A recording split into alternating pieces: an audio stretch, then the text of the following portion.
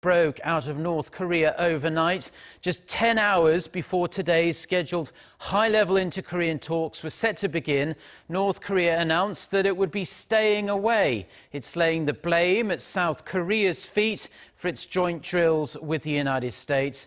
Now, this move caught everyone off guard because, over the past few months anyway, the regime has been accepting of the exercises between the two allies. To tell us more about this rapid and unexpected shift in mood here on the Korean Peninsula, we have our Unification Ministry correspondent Oh Jung-hee on the line. So, Jung-hee, what does the North have to say?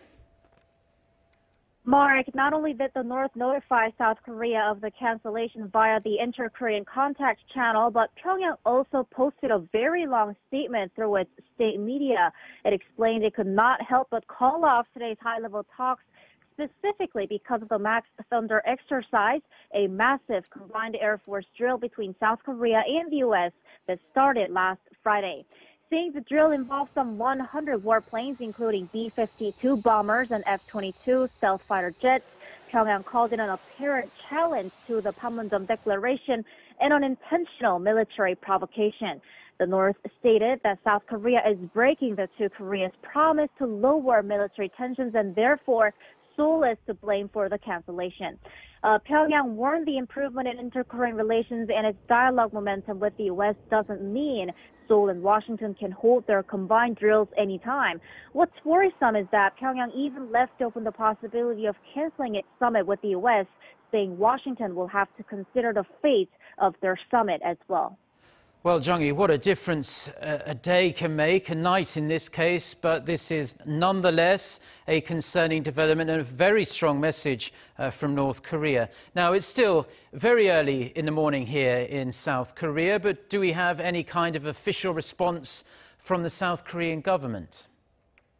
We do not have an official response from the South Korean government yet. But it's known that South Korean officials were indeed surprised and perplexed because, as you've mentioned, the North has not brought up the joint drills as an issue until now. Also, it was just yesterday that Pyongyang suggested holding high-level talks today, which was already days after the MaxSthunder exercises kicked off. The Seoul government says it will announce its stance on this after discussions among related ministries. Meanwhile, it's known the White House convened a meeting after the North's announcement and plans to reveal its stance soon. The U.S. State Department spokesperson said this announcement from Pyongyang won't have any impact on preparing for the Pyongyang-Washington summit next month, and the U.S. won't be wavered. She added, North Korean leader Kim Jong-un has rather said he understands the importance of the joint drills for South Korea and the U.S.